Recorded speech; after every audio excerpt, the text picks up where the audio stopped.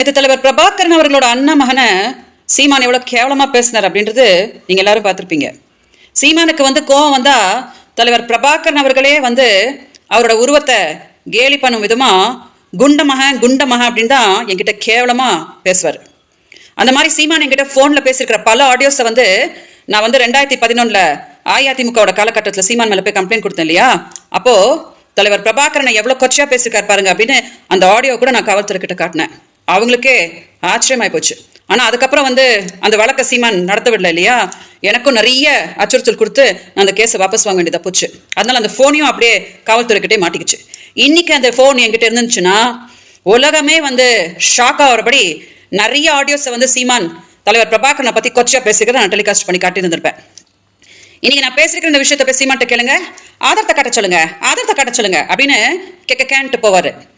சீமான்ட்ட நான் சொல்கிறேன், நேற்று மீடியா முன்னாடி சொன்னார் இல்லையா, என் மகனுக்கு தலைவர் பிரபாகரன் தான் பெரியப்பா அப்படின்னுட்டு.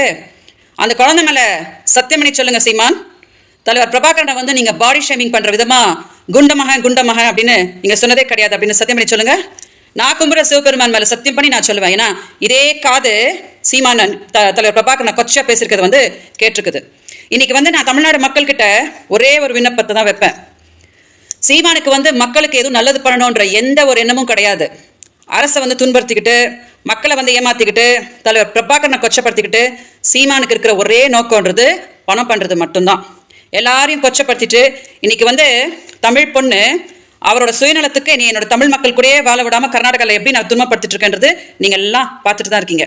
அதனால நான் என்ன கேட்குறேன் தெரியுமா, எல்லார் வாழ்க்கையும் சீரழிச்சிட்டு மக்கள்கிட்ட போய் ஓட்டு கேட்டு மக்கள் ஓட்டு போட்டுட்டாங்கன்னா நம்ம முதலமைச்சர் ஆகலாம் அப்படின்னு சீமான் நினைக்கிறாரு இல்லையா, அதுக்கு சரியான பதிலடி நீங்கள் தான் கொடுக்க முடியும். அதனால தயவு செஞ்சு என்னை நேசிக்கிறவங்க யாரும் சீமானை ஆதரிக்காதீங்க. மீடியா தயவு செஞ்சு இந்த வீடியோவை மக்கள் பார்க்கும்படி டெலிகாஸ்ட் பண்ணுங்க. வணக்கம்.